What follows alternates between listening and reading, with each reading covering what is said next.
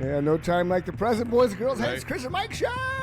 I'm Chris, he's Mike, and this is our good buddy Kyle. How's it going? The actual recording is in higher quality. If you didn't know, that's like a background thing that we see on our end. It's like, oh, actual recording is going to be better. Yes, welcome, Kyle. Thank you for doing this. Appreciate you coming on. Yes. Thanks for having me. Yes, I'm glad we took care of the echo because that was driving us nuts. So. There was an echo. And hey, just so you know, there's no animals behind during the shooting of this episode. So, Peter, back the fuck off! You know. I've had 2 of these today, so you're in for all kinds of silliness, Mike. I'm just saying. I don't do caffeine, Kyle, so when I do caffeine, it's like, holy shit, man. Nice. I was just thinking this is how times have changed because in our 20s, we would have had a completely different array of beverages and smoking devices, and now we all have coffee. Right. That's kind of how I am. Cafe. Now caffeine's about the only thing that I use, and what did you use gets me through the before? day. Nice segue. Yeah, so Kyle's, a little yeah, there you go. backstory on Yeah, Kyle is Go ahead. I've known Kyle at work. I don't know how long you've been there now. Almost 7 years now. Okay, Wow, so 7 years. You got the itch? come to find out, we go way back with, or I go way back with his family to before he was even born, probably. So, Wow. you know, you become fast friends when you know you got people in common that I knew even before he was around. And unbeknownst to me, Kyle was struggling with an addiction problem, and we also have that in common, all 3 of us talking Absolutely. here. So, you know, we were able to, after he was through his rehab process, discuss, you know, what I went through and what he went through. And he knows that that's part of the reason that we started this podcast. So I asked him if he would come on and tell the story, you know, kind of how it got started and how bad it got and how he was able to recover, because everybody does it differently. That's one thing that we found doing this show is This is true, absolutely.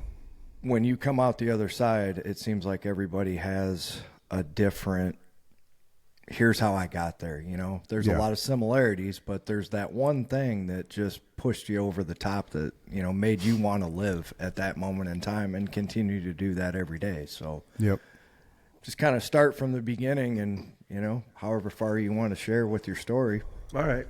Can I interject? Absolutely. Yeah, absolutely. Okay, right on. So how long have you been clean? Almost 120 days. I think I'm at like 111 right now. Okay, so the next context here. So Mike, you referenced that you knew his family. So Mike's 53? I'll be 52, yeah. I'm sorry, Mike's 52. And Kyle, how old are you? I'm 34. Okay, so there's a little bit of age gap. So, Yeah. so Mike, you knew his family before he was born. Yes. Okay. So Uncles, dad. Okay, because it's all in your hometown. Yes. Yeah. Okay, cool. Yep. That's I kind of wanted to get the. We all background went to of that. school together. Yeah. Okay. For sure. Okay, kind of went to school because if you're 50-ish and he's 34, there's No, I mean his family, like his uncles and his dad. And like he went to school with his uncles. yeah. Okay, cool. I wanted to kind of wrap that all together, so you know, Yeah. I wasn't sure the connection, but now you clarified that connection. So Kyle, please share with us your journey as we will interject from time to time. And just so you know, Mike, there will be somebody walking behind my window, and when that happens, I probably have to answer the door. So just scream out, "Oh shit! Oh shit!" We're all gonna die. I mean, only you. Yeah, but. because then we can make that a short. It'll be funny. Okay. Yeah. ahead, Kyle. So let's see. Start from the beginning. So Stay right up on that mic, man. all right. Yeah. So Yeah. start from the beginning. My parents. I was born to. My parents were 16 when they had me. So my right parents on. were young. I think my dad's 50 right now. Okay. So my dad's a little bit younger than Mike. My dad's brother is about Mike's age. Whatever. Yeah, we're all like within a year or two apart. My dad has 3 brothers, so they're all kind of went through school about the same time.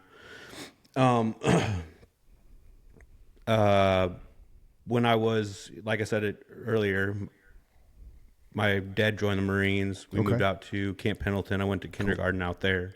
How long was your dad in the Marines? 4 years. Okay. But I grew up kind of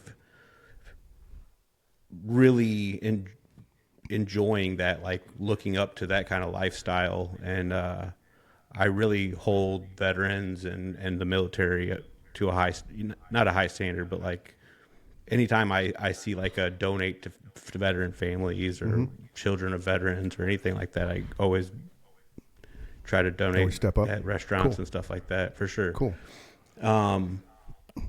Yeah, so that's always had been a big impression on me. Let me think.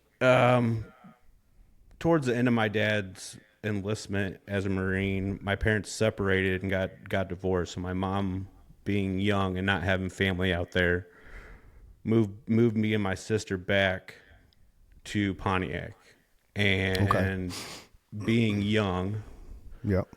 I was I kind of felt like I had to be like the man of the house, you know. Yeah. My mom was probably only young, early 20s. Okay. And I'm sure that there was a lot of partying. I don't remember for sure, but I'm sure you can imagine what was going on. But there was nobody to lead me and show me the right way to be how I was supposed to act, what things I was supposed to do. Nobody was teaching you how to be a man. Exactly. Yeah. Yeah. And even when my dad finished his enlistment, followed us back home. Even whenever he did come back, he wasn't in the right state of mind, having to deal with now getting divorced and dealing with separation, kids, and whatever. I'm sure his mental health wasn't the greatest either. You know. Okay. Started having his own demons he was dealing with. Right. So, yeah, I struggled with that. He was kind of not taking care of his responsibilities, not picking us up every other weekend like he was supposed to. Sure. And then, so let me stop you because I want to inject a question here for you. okay. When your dad was a Marine, did he see any oh, what the fuck? I don't want to say did he go to war, but did he see Like any action? active duty? Yeah. No. So he would go on floats for like 3 months at a time. He was at the end of, not like Iraq or anything. It was before that. Okay. So I think he was like 93. Okay. Yeah, Early 90s. Yep. So you know what I mean? You're probably spot on. I think he he's was a like year at the older end than of me, I Desert think. Storm or something Okay. like that. Yeah, because I graduated in '89 and Desert Storm was huge. Because I had a buddy who ended up going to the Marines. That if you knew Dave in high school, you'd think like massive. I'm just a party animal. I'm a fuck up. And dude ended up fucking being a sniper and 7 confirmed kills. And we're just like, what the fuck, Dave? Really? Because really, he would have been the epitome of Dave in the What's Dave stint from Cheech and Chong. He was that Dave. So like senior trip, we're on Rosarita Beach, literally on the beach riding horses the morning after our first night in Mexico. He's in his fucking boxers. That's it. Like we were holding the horse waiting for Dave to show up, and he comes walking to the horses in fucking boxers, and we're just not like perfectly fit boxers. So it's kind of like fucking Dave. And no shit, I have a picture somewhere. We're just fucking riding horses on the beach, and Dave's just fucking in his boxers on the horse. It's the funniest thing. Went from that guy to sniper guy? Right. So that's why I wanted to find out if your dad had any active duty, because you're referencing the divorce and how he wasn't supposed to, I was exposed to definitely some characters because we lived on base in apartment buildings, and I think at some points in time we had like 3 and 4 other Marines that would live in our 2-bedroom apartment at any point in time. You know, it'd be my dad, my mom, me, and my younger sister, and then like 3 or 4 other Marines in our 2-bedroom apartment Okay. living there, and they would be drinking getting drunk Sure. every night while we're sleeping. Yeah, they're all in their 20s. right, and we're waking up at 8 o'clock in the morning or whatever, whatever time to go to school, and they're all hungover and got beer cans and stuff. Yep. There was one. I remember one guy would tell us, "How do you?" Always make this joke. I can't remember what his name was, but he would ask us, "How do you keep your Captain Crunch from getting soggy?" And he'd drink it with beer instead of milk. So like I was raised on like those jokes that We like knew Marines, those people too. You know for what I sure. mean? Oh yeah. Yeah. And I tried that, to be honest with you. Yeah. I put Our drummer was one of those guys Yeah. too, by the way. Yeah. So like that's the kind of images that like I was raised on, and I always wanted to embolize that, or you know what I mean? Emulate. There you go. Emulate. Yeah. Yeah. So and my dad is probably out of his brothers is probably the smallest of all of them, Okay. but has probably the biggest attitude, Okay. makes up for it in you don't want to piss him off. Yeah. Yeah. Agreed. Yeah, right. And Not gonna argue that. That kind and of so guy. just like always hearing stories of them, like him and his brothers like growing up, and there was always just like legends behind them, Yeah. like one of my uncles still has his football picture in the cabinet of the Hall of Fame in the high school here in Pontiac. Dozer, stop. And Sorry, I had the elder dog. But- I tried to mask that. Hopefully, I did. but he has his picture still in the cabinet in the Hall of Fame at the high school. So it's like right on. you kind of grow up to these legends, and you're trying Yes. to, you hear, Trying to live hear up to these that. stories. Yeah, you try to live up to that. And like I said, I was the first child to 16-year-old parents. Right. So I was also the first grandchild. So none of his brothers had any children. Okay. Yet. Yeah. So my grandparents also kind of babied me. Guilty. I have a grandson, and like I don't necessarily baby little man, but I've had him every day since he was 3 weeks old, Monday through Friday, because we just had to make sure my daughter was successful. Right. And I get kind of shit.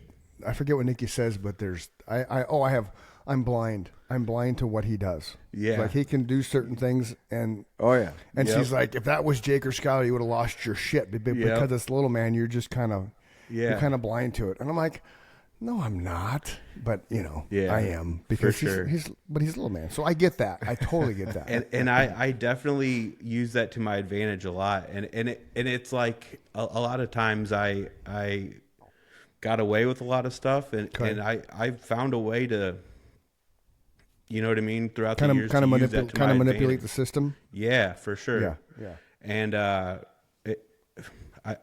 I tried to be a good person for the most part, but there was definitely times that people, you know what I mean, I if I could get away with it, I could, Sure. Like when you killed that guy. Hey, I don't want to. What's it called? I just did that plead first the soundbite. fifth. Yeah, please. Plead the fifth. I just did that first soundbite because in the short, it's going to say that time when he killed the guy. Yeah, yeah. No animals were. We said no animals. No right? animals were harmed during the shooting. right. Of No this episode. mammals Yeah, were harmed yeah, in right, the right, filming of this podcast. right. Yeah, for sure. No, we totally understand what you're saying, because I don't think we fell into the trap of partying, but it kind of came along with what we were doing at that time. So we never intentionally hurt anybody, right? We weren't those guys who were like, hey, you want to buy some drugs? It was more, we were drinking with whoever was there, and we were doing drugs with whoever was there. Right. It wasn't, we were out, you got both sides of that culture. There's one side of the culture that's actively trying to hurt people. That's not a mystery, and you have to own up to that side of it. But there's also people who just recreationally use drugs to the point where they do become addicts, right? Right. Yeah. Yeah, That's like, for sure. yeah. Because mine came up out of nowhere. I would be a Friday night drinker, And then Friday went to Saturday. Oh, Sunday football's on. And then all of a sudden Friday, Saturday, Sunday. Oh, Monday night football's on. And then Thursday night football's on.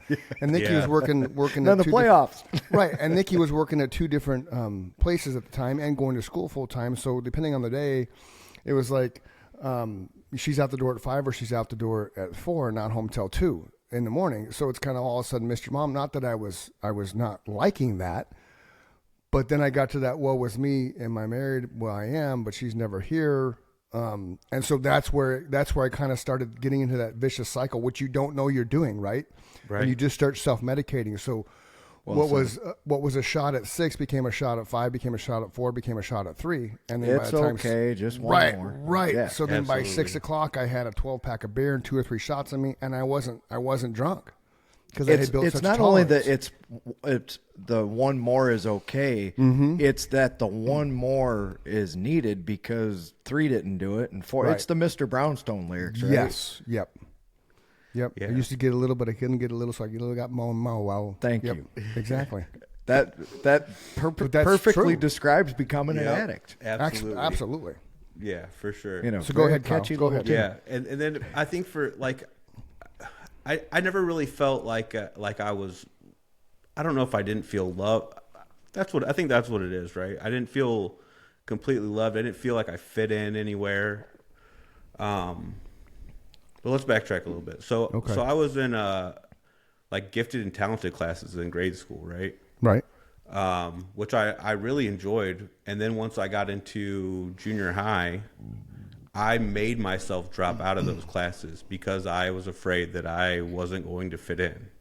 Gotcha. Because the normal kids, they took me out of class to go to You didn't want to be those. with the nerds? Right. I didn't want to be with the nerds, even though my teacher was like, look, like this, like you are popular enough to like connect these two, right? You're Right. popular enough to make the popular kids quit making fun of the nerds Yeah. because it's okay to be smart. I feel like that's one of my You know gifts what I is I mean? bridge the gap between a lot of different Right. classes or not classes, just interests of people. You Yeah. know, smart people. I like computers and I also like heavy metal, you know, so for Yeah. sure.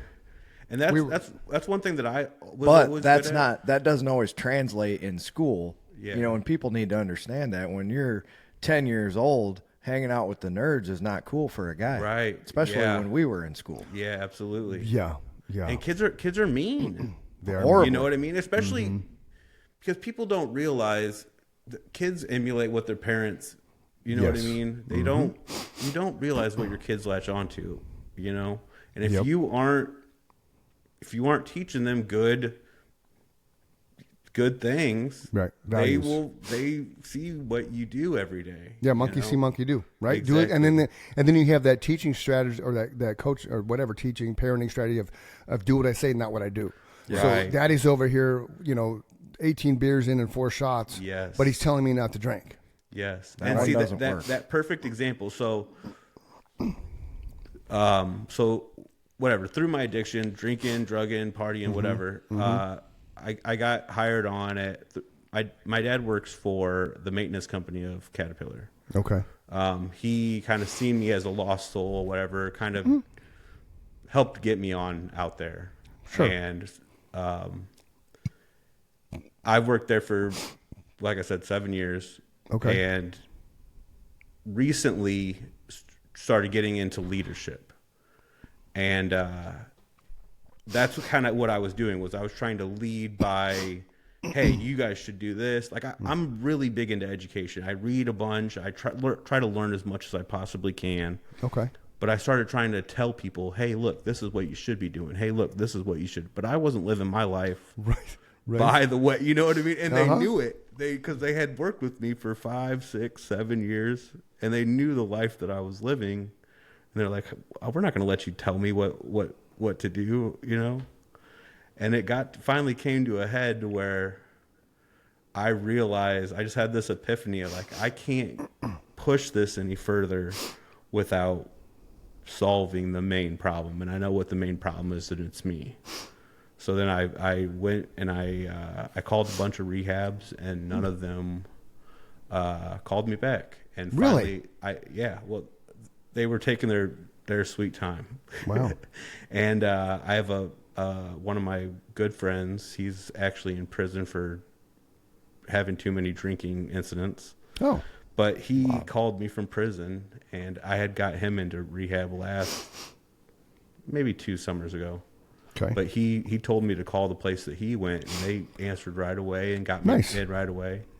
Yep. And it was probably the best experience of my life. Right on. How long ago was this? So that was December 21st of last year. Okay.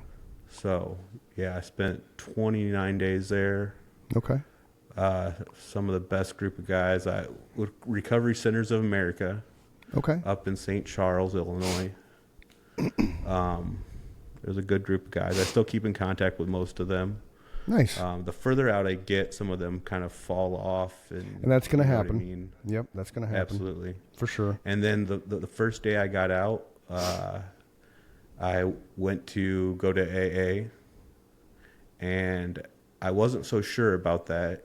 But I kind of got in there, got with a sponsor, and that has done wonders with my life. Cool. I don't know that I would still be sober and still be here today if I didn't, you know what I mean, if I didn't do that. Sure. I just this past week went to the Ozarks with my sponsor and a bunch of his buddies. Nice. So it's been a wonderful experience. Been kind of listening to the wisdom of older generation and less worried about like the younger generation. It's been a nice experience. So when you started AA, because Mike and I have talked about this before, because I obviously went to AA being 20 Right. years, over 20 years sober. My big thing with AA was there was a lot of people that would inject their first conversation, their first statement, by the grace of God, I've been sober X amount of years. Okay. Right. So I've always had the mindset, and this is kind of rock the boat a little bit in the AA the groups that I went to, and I've only went to 3, and I've stuck with 1 for the 20 years. God didn't put the drink in my hand. So God didn't make me drink. God's not going to help me stop. I'm my own person. This is my own vessel. This is who I am, whether you believe higher power or not. And I do have faith, but I never believed and I never approached it as oh, please, golden diaper, 7-pound, 3-ounce baby Jesus, help me stop drinking. Because to me, I did that myself. So then I'm the one that had to wait for the moment in time, because unless you're ready to stop, which you both can attest to, you're not going to stop. Agreed. Right? So once I had that epiphany and I was going to stop, it's like chewing tobacco. I ran out of Copenhagen on the 4th of July, Sunday afternoon, and I just didn't want to go to the store. So I just stopped chewing. He right? still hasn't There you wanted go. to go to the store. Right. So kind of this, it was a weird concept with drinking that once I made my mind up, and then I went to the first AA meeting up, now Peter All Grandpas, found another one where it was a more dynamic, closer to my house, closer to my age. Then I realized you were going to get chips every time you went to an AA meeting. You got a chip. So I was like, wait a minute. So 24 hours I get a chip, and then 30 days I get a chip, and then 60, then 90, then 180. I'm like, holy shit, that's fucking amazing. So as long as I don't drink, I get a chip. And as stupid as it sounds, that's what drove me, because I made a promise to Nikki, I'm going to stop.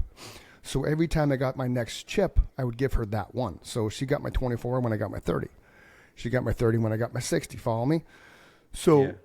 the biggest obstacle I would ever come against with fellow alcoholics in AA was that higher power shit. And then they would, after the meeting, it's like, why don't you believe in God? It's not that I don't believe in God, man. I believe in that. I just don't believe that God made me drink. He didn't put the drink in my hand. He didn't say, here, drink. Have another one, Chris. Have another one, Chris. So that's my kind of approach to that. So and the reason I'm asking this question, so when you were in AA, from a faith standpoint, was that something that you leaned on? Like, I need, because which is cool. It's no judgment at all. But I'm just curious of your approach to it, because my approach was different than Mike's approach and then your approach. Because like Mike said, everybody's approach is different. So I think that a big thing Is when we're in active addiction, it's a big part of it is our ego Right. and our Big time. Yeah, we get so involved in self. Dude, and that's a good we have point, to get Kyle. out of that, and to get out of that, you have to give that to somebody or something. I got to get the door. You guys right. keep talking. Yeah, keep going, man. That was an excellent point. I agree with Chris. Yeah, and I never would have got there I would never would have got there by myself, right? I went into treatment. I went into AA thinking, all right, all I got to do is get sober, So, Right. getting sober, whatever. All I got to do is get sober and my life's going to get fixed. Well, no, I still have all these like mental errors and thinking habits. And That is, you know what I mean? That's such a great point, though, man, Absolutely. because I think everybody thinks, the day that they stop, I thought the same thing. Yeah. It was like, okay, everything's going to get better instantly from here. Right. And it took close to 10 years for me to feel like I was a human being again, Right. I mean, to the point where you want to get to now, Right. you know how much work it's going to take mentally, physically, spiritually, all those things have to be healed. Right, Your absolutely. body has to be healed, your mind has to be healed, and you have to get right with whatever you consider your place in the universe. Right. And I hear a lot of people say things about AA, like, oh, I'm not really into the whole God thing. And like, I think Chris I explained how right. he, came to terms with that, because that part didn't speak to him. But just because 10% of the program didn't speak to him didn't mean the other 90% Right. didn't save his life. Right. And And if you really read the big book, it says a higher power of your understanding. sure. So it can be anything. There are people that are any religion, right?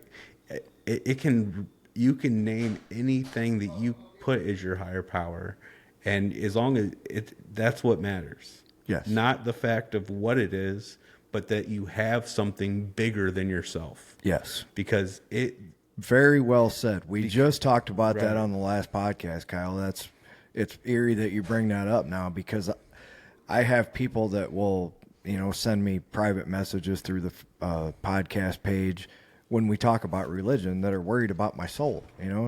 I just wanted to make a general statement that it's not that I don't believe in anything. It's that I don't believe that once, man got a hold of it, that Right. it makes any sense to anybody, because I think everybody has the right to move on if they're a good person. He was making the point that, the religion part for him was something that was a turn off at first as well. Okay. Yeah. right, That's cool. It's So all, then it's all about he made a very good point saying that, God is to you whatever it is that makes you whole as a human being, right? Nice, Kyle. Yeah, absolutely. It's like, because I went to treatment. Like, there's people I went to treatment with that are Hindu, and like they kind of are still against. I'm not going to say against, but they haven't gone to AA, and Okay. maybe one day they would. Yeah. But it's almost like that they automatically assume like AA is not for me. And Right, it's because they right. haven't given it a chance. Yeah. But if you read it, it says a power greater than myself. Yeah. That power greater than myself can be me. Us three right here is a power greater than myself. Yeah, right? absolutely. It takes three of us. That's all it takes. Whatever you believe in is because the struggles of the world are too much for one person to bear mentally, and if you let yeah. it will weigh on your conscience. The way I always describe it to people, it was hard for me to put into words, and I would get a lot of really dirty looks when I would say, music is my religion. And Right. Chris and Kyle both know this, ladies and gentlemen, better than anybody, because what am I doing every time you see me at work? I'm jamming out. Yeah, right? for Yeah, sure. yeah. Leave me, unless I like you, leave me the fuck alone. Yeah. Let me listen to my music. Absolutely. What I found in music is the fact that you have to understand frequency to understand music, right? So then you understand that the whole world is spinning at a harmonic vibration, right? Right, right. It just, all this shit starts to make sense because Yeah. you're pulling that music out of the universe and you are the vehicle that it's traveling through. Yes. That's why I don't brag about being a good player. If you think I'm good, that's great. Yeah. I'm Yeah. playing what makes me happy. If that makes you happy too, that's awesome. But that literally came from the vibrations of the universe. I'm not that great, you know? Yeah, I think there's definitely something to the vibration, the whole vibration. I don't know. We're all connected. Right. We're all energy, right? Right. That's what music taught me. Absolutely. Absolutely. So that became my religion. That was my way to be a good person, to understand and be empathetic towards other people in a true and genuine way, not just to say that, right? Yeah. Yes. Yeah. That's kind of like how I say running to me is meditation, and people are like, "Fuck you, that's not meditation. Meditation is Damn right it is. But It to is me, for them. right? But to me, running, especially because of the alcoholism, that's what it doesn't keep me from drinking, but it keeps my demons at bay. It keeps my mind clear, And it physically burns off the energy that would be eating at you, going, right? let's just get fucked up so that we Right. can get rid of this feeling of wanting to do something, right? Exactly. Because even 20 years, and Mike knows this, and share this with you, Kyle, even after 20 plus years drinking, there's still some days where I want to drink. I'm just like, fuck, like what the fuck? And I have fake beer in my house, but I never drink it. Follow this, Kyle. So if I have a shitty day, I don't come home and drink a fake beer, because in that to the brain is like, oh, Chris had a bad day, he's going to get loaded. So I'll have a fake beer when I'm not thinking about having a beer, because, like I'm grilling. Oh, it'd be nice. Oh, I got beer in the fridge. Oh, right on. I'm going to grill some hot dogs and have a beer. It's that normalcy, right? Right. But because it's fake beer, non-alcoholic Heineken or Coors Edge, it gives me that joy that I don't get drinking real beer. But if I have that bad day, I purposely, consciously realize I'm not having a beer today. He'll be, you want a beer? No, I don't want a beer today. For sure. So when I went to treatment, I went somewhere that specialized in cognitive behavior therapy. Oh, right on. So like it really helped with situations like that. Don't cool. do stuff that focuses on negative behaviors, Right. on positive. And there's a program that's called Smart Recovery. Mm-hmm. That's so they don't focus on God so much, right, as AA does. But if you look at the steps that Smart Recovery goes through, mm-hmm. they go based off of the exact same steps as AA. Okay. They just take the God out of it. So it's all basically based off of the same thing. Yeah. It's just the people that want to nitpick the big book and because of God and whatever, but it's all the same stuff. That's cool. It's wonderful that Bill and Dr. Bob were so spiritual and mm-hmm. lucky enough for us to be able to read their experiences and somehow be blessed with all this. So here's a true story. I've never read the Big Blue Book. Really? Nope. Wow. No, I know my daughter. Is wonderful. I know. My daughter read it like 4 or 5 times. I've never read it. I went in and there's a new tidbit on the podcast. Yeah, man. You've never said that. That's awesome. No, never once did I read it. It didn't. I had to get sober because I had to get sober. Yeah, for sure. That's the one thing that him and I have in common. Right, in spades is I didn't go anywhere because I wanted to live. Right. My thing was had I not had that epiphany that day, and then 2 days later went to my first true AA meeting, Nikki would have been gone within 5 months. I mean, that's how bad I got, and I wasn't physically. I wasn't an asshole physically wise. I wasn't verbally assaultive. I just wasn't there emotionally. Right. I just checked out emotionally, and I still did everything I had to do as a man and as a father and as a husband. But the emotional content wasn't there, and that just kept chipping away at her. And then when I finally got clean, she kind of didn't believe it because all of a sudden, sober Chris can be talked to because you had drunk Chris and sober Chris, right?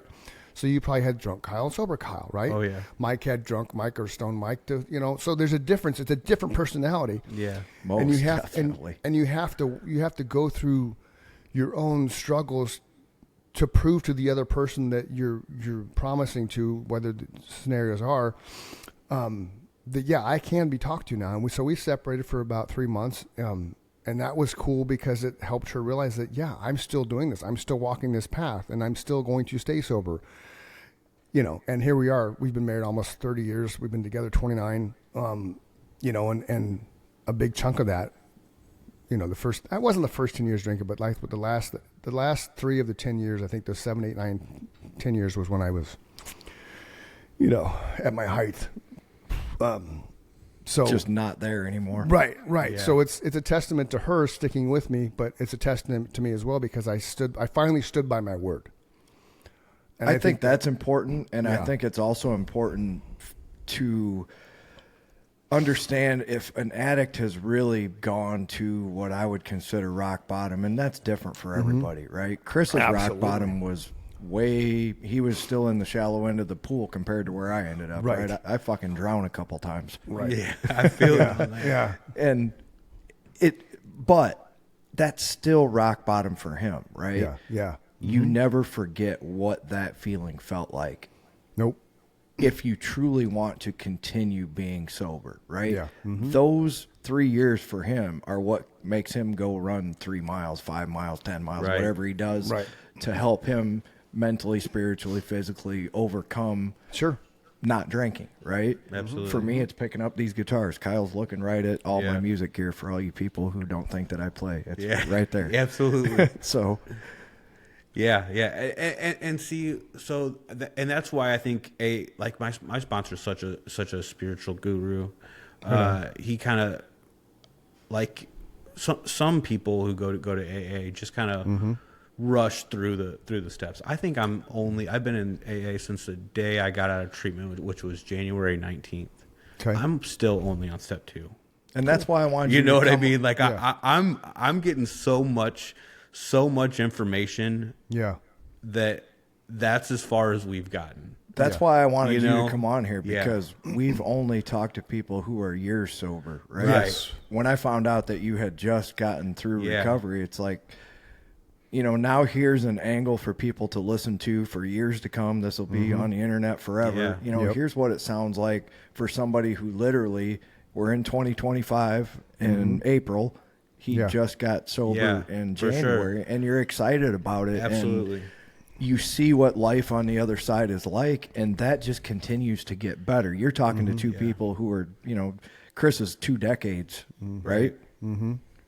I'm closing in on that myself. I'm probably 12, 13. Well, no, it'd be more than that. I'm like 15 years, 16 years. And So and I can't stress enough how lucky I am to have the mentors I have had both at work, because there's been a million times that people could have given up on me, right? Sure. But they've given me chance after chance and shown me the right way to live and guided me through my demons and my struggles.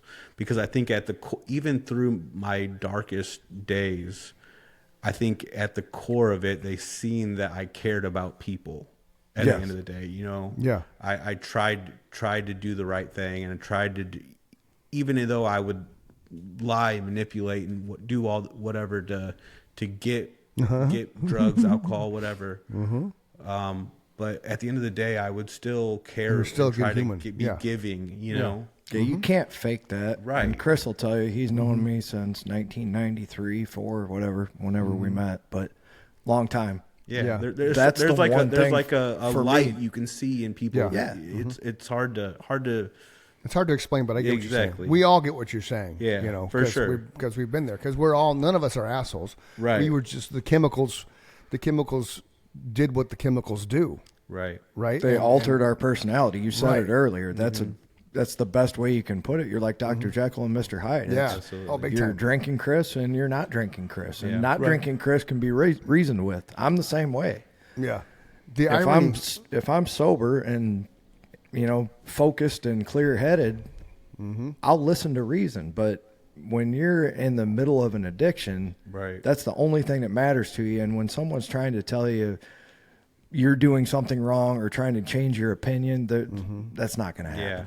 Yeah, and thankfully, like my dad is a very intelligent individual, and he knew, because I went to treatment the first time I was probably 16 years old, Okay. but I went to treatment for smoking weed.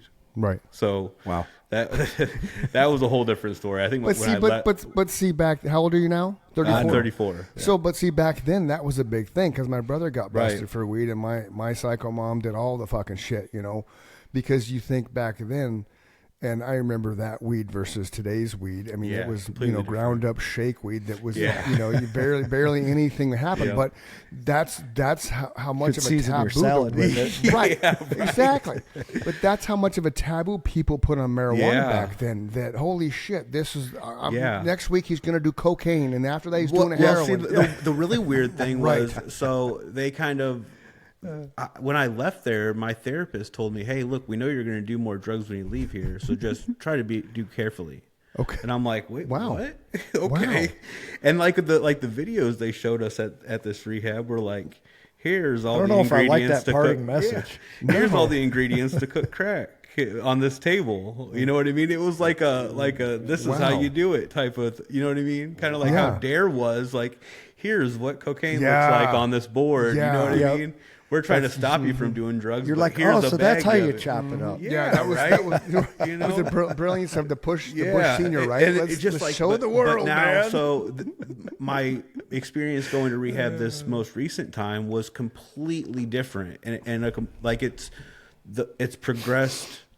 The way that therapy has progressed from then to now is so much better, so much more a better experience. How many times what I you been in mean? rehab? This is my second time. So Okay, once at 16 and once at 34. Okay, so 16 it was because you were heavily smoking pot. You fucking Yeah, stoner. I was in high school. Yeah, fucking stoner. Got, Kirby, got you what all the focused hell? right. and Yeah. Bender. Yeah, So- yeah. made you go So- to McDonald's too much. Right. So this next bout of rehab, what was the drug of choice to lead to that? Well, so at the end of it was methamphetamines. Okay. I was kind of trying to stop drinking at the end of it. Okay. So I was drinking, partying, doing alcohol, Okay. doing cocaine, kind of whatever, right? But it was like You're living the rock and roll lifestyle, Right, without being exactly. in a band, man. And it But was real like I quick, couldn't- yeah. that tells you how bad the methamphetamine problem in this country is Yeah. because it's made it to a little tiny in the middle of a fucking cornfield right, town, right? right, for sure. We're Well, sitting in the middle of nowhere. But isn't that middle America anyway? Isn't that where the fentanyl dropped and all the heroin drops and shit? Because it's where do you want to start? Start with But you small got to town. remember, And- I got in, my methamphetamine addiction started like in the early 2000s. Yeah. Right. It's like hardly anybody had even heard of it when we started doing it. Right, Okay. and it's like It takes a long time to make it to this part of. right, and the drug scene is completely like it's scary now. You Yeah. know, Oh, yeah. Any like an avid drug user from 10 years ago, Right. an experienced drug user could die today. You know what I mean? Right. Sure. Hell yeah. Easily. That's a great you know? point. And like that's kind of 10 years ago. That was kind of how it was. Like party drugs, like that's kind of just how it was. Like I felt like I was in that mix. Maybe, Yeah. probably maybe more than 10 years ago. But just kind of like partying, having fun, you know. Yeah. And it was just I got tired of everybody else growing up, and I wasn't. Oh, right on. That's a good epiphany, man. Yeah. That's a good realization because And a lot of so- people miss that. Absolutely. Right, and I didn't know how to do it the right way.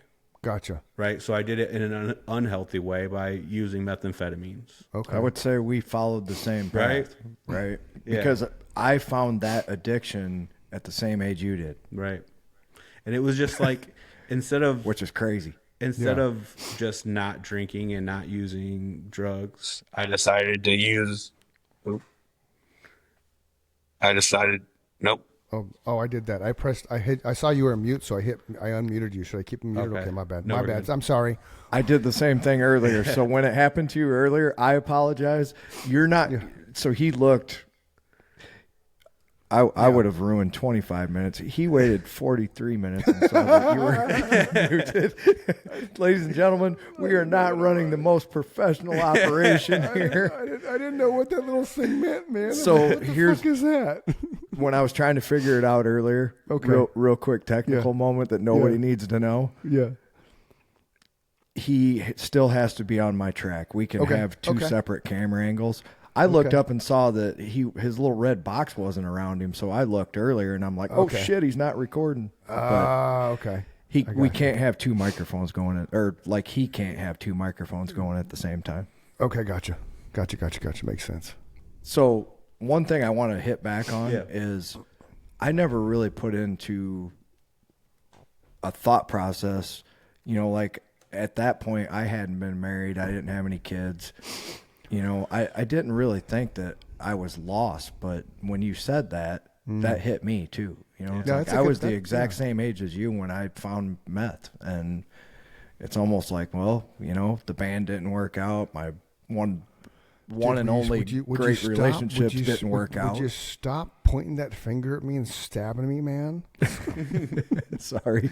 Well, see, and I also always wanted to grow up. Like I had my first kid at 18 years old. Okay. And I've had multiple relationships. So I have three baby mamas. Okay. So Now, let me ask you a question here, Okay. because my little man's father has 3 baby mamas, and he's a piece of shit. He's not in the picture at all. And I'm not saying you're a piece of shit, and I'm not saying you're not in the picture. But my question to you is, having 3 kids from 3 different baby mamas, are you involved in their lives? So I have 5 kids from 3 different baby mamas. Okay. And I'm in all of their lives except for the oldest one, and Okay. that is from his His choice. Okay. When I was in treatment, that was kind of one of my goals, and I've made Okay. that known to him and his mom that was one of my goals, was to reconnect with him. Cool. So you made the effort. Yeah, and Okay, I've cool. made the effort in the past, but my mental health and Right. sobriety wasn't there, and Yeah. I think that she knows that, and she's Yeah, a yeah. great mother. You know what I mean? She's a Yeah. great mom and has always been there for him. Cool. So yeah, I would never take that away from her. Whatever, Cool. we just didn't That's work awesome. out. Whatever. So, but That's a I great always tried to perspective at replace this point that in your life, for Yeah, sure. Or for at this sure. point in his life. Yeah, for and sure. once I get there, and he's 15 years old now, so Okay. he's not looking for. I'm sure he's not looking for a parent. Right. You know what I mean? That's You know? established with his mother. Yeah. Like once the situation presents itself, Yeah. I don't know how I'm going to address it, but we'll see what happens whenever it gets there. So I feel sometimes. Yeah. So the cool thing, what I'm hearing is you've reached out, and he's just not ready for that relationship to Yeah, rekindle for sure. itself. But at least you reached out, and as long as he knows you're there, Yeah. and as long as you're poking at him every now and then, even if, hey man, hope you're having a great week, whatever. That's still cool enough to. It's still an underlying, non-threatening manner. Hey, I'm still here. I still want to be involved, but I respect the decision that it's. I'm not going to force you into that relationship with me, but I want you to know I'm here. I think that's huge, Kyle. Yeah, absolutely huge. I do too. And he's a great kid. He's smart. Cool. He's done it like everything without me being there. You Yeah. know what I mean? Yeah. And it like I haven't been involved as a parent, but Right. I make sure that anytime that his medical bills or whatever Sure. need paid or whatever, so I'm there financially. And that's cool because And then with- I'm from my standpoint, I'm on the opposite of that because my dad basically told me to fuck off after about 12 conversations in 50 years. He was never there. And so I grew up with a single mother, and the struggle was real, and he never gave a fuck. And so the fact that you're still there and doing that, I give you accolades for that because that's fucking respect because you fathered the 100%. kid, and whether you're there or not, you're still making sure whatever means you have possible to make sure their life is good, you're doing. That's cool. That's really cool because a lot of people just deadbeat dads. Yeah, right? you're Just helping. fucking- You're only helping. Right. You're not harming. Absolutely. Right. Like, yeah, little man's dad doesn't. We try to get him to pay child support. We're just like, don't do that because then he can open the door. Yeah. But he'll pay child support long enough, and then he'll quit his job, and then there'll be, I think he's Well, think about this. 16,000 behind now. So How many dads are in the position that Chris just described? We all know that story because that's the most common. For sure. But how many people are in the position that you are that don't, what I said by you're only being helpful and not harming, there's also the attitude of the dads who are paying financially, but then they demand the attention Yes. of the kid, and they Yes. drag the kid through the court system and Right. blah, blah, Well, blah. see, and that's how now you're harming. That's kind of Yes. how I started. You know what I mean? That's kind of how I started at first. Like I took his mom to court and got my visitation kind of set. Is this why you were drinking or why you were using? Because so this was probably, I don't know how old probably 13 years ago.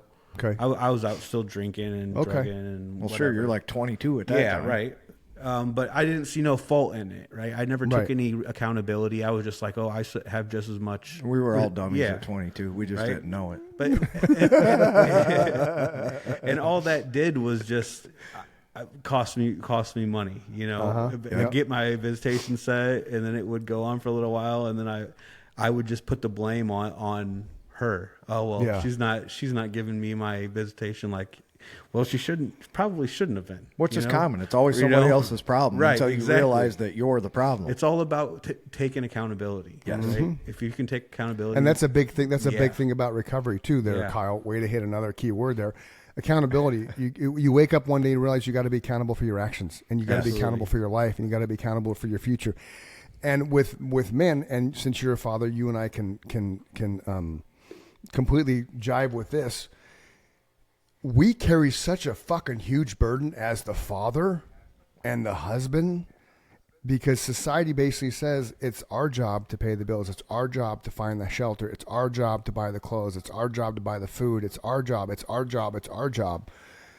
And that is such a taxing thing on a human when everything's predicated on what we do as fathers and husbands, but the entire family, right? Revolves around our actions and our production, and that people don't really understand. I think that have never gone down our three paths here. That can be a cursor that gets you down that path of being an addict as well, because you're like, when's it gonna fucking stop? I wake up every day unemployed, right? I wake up every day unemployed with what I do for a living, like it's legit. I haven't had a closing since the end of February, and I'm grinding every day to kind of get my buyers and shit and sellers off the fence and stuff like that. But if I don't perform, right, if I go a year without selling a house, I'm monumentally fucked. So it's just one of those things I don't think people understand how hard it is to be a father. So in your situation with 3 baby mamas going through addiction and still kind of being present, even if it's just financial, that's, to me, that's huge. That you get props for that, just because you at least have some foot in the door to make sure that they're successful on a certain level. Does that make sense? Right, for sure. I totally agree with that. I think that's a great example for people who are listening, who are in that position. If you're not doing that, try doing that. Yeah. Think about the fact that that's a little human being. They're just little people. They can't get a job even at 15. It's like you're still a minor. You still need guidance. But for all that time before that, they're just kids. It's like, but they have feelings, and they have their view of the world, and they see the way that their supposed parents are, either guiding them in the right direction or trying to manipulate them. Right. Whether you think so or not, they're way more observant than people give them credit for. Yeah. They see when they're trying to be manipulated. That situation was super taxing, and part of my addiction, that fueled my addiction for a long time. I let it be a reason, like, part of my depression and sure. I think that's the point he was trying to make. Yeah, for sure. That drives people right down into absolutely. that. Like I beat myself up inside about it all the time. But I still had 4 other kids to worry about that I am in their life every day. And I'm blessed that their mothers they get along very well. They're there for me. On.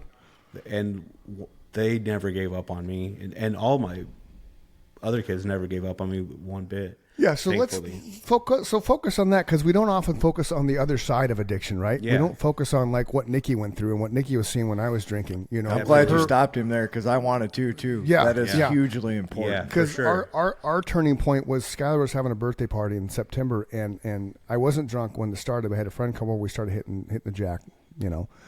By the time it came out to cake, I apparently grabbed a scoop of the cake in my hand and put it all over Skylar's hair. My daughter tossed, and so I'm in a dining room that's packed, probably 30 people with their kids and their parents, thinking you're being funny, right? Exactly. Okay. And I don't remember the looks on. Well, yeah, I thought I was the fucking life of the party, right? And you didn't do it because you were being a dick dad. No, so that could have been easily misconstrued. Just so you know. Absolutely. So when I got sober, that was one of the conversations we had. That was the point. That was it. She was done. She was like, I'm just fucking done. I have to And I wait. could That was see in that, for September. sure. I had to wait till May because May she graduated from college and would get a job as a teacher. That was it. She was going to be out the door. So my epiphany came in February. So really, I was that close. March, April, May. I was 2.5, 3 months away from my entire life falling apart without me knowing it had I not stopped. So the stress it puts on the spouse, whether it's male or female, because women, same thing, right? It has to be astronomical. So the fact that so you have how many wives? How many baby mamas? How many baby mamas? 3. Okay. So do they all 3 get along?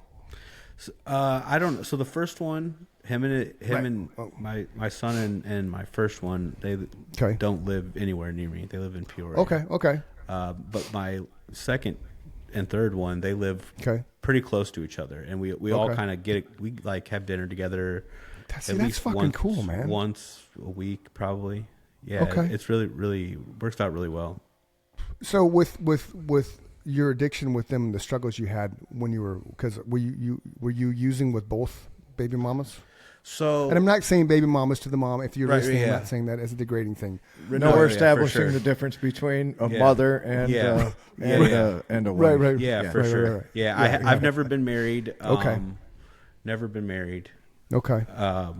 But I definitely wasn't leading my family properly.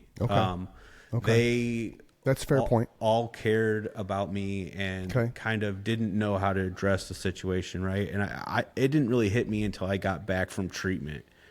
I kind of came back from treatment, and my kids were kind of my youngest two. I have a 4-year-old and a 2-year-old with my Okay. third kid's Okay. mom.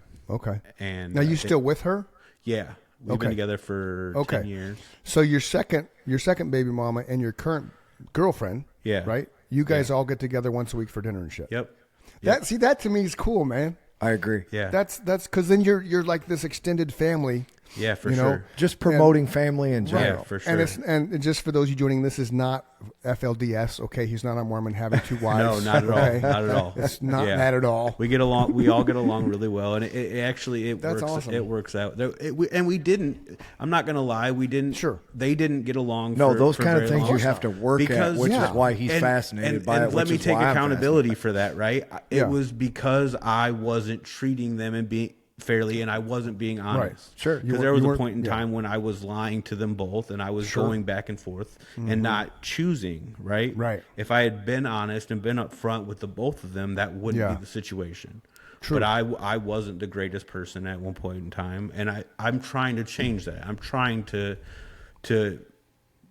change the person that I was, and not Sure. and not do something different from what. Well, whatever. in my opinion, that's what distinguishes between a recreational drug user, a recreational drinker, and an addict, right? Once you cross that line to where it starts affecting, in Chris's case, his family life, in your case, your family life, in my case, my entire fucking life, Right. I didn't have Right. one left at the end of it. Right. When it gets to that point, you can no longer do those things, right? So the things that caused that part of my life to cripple, I don't have any desire to ever go down those roads again, Right. nor does Chris, nor do you at this point. Right, So for sure. No.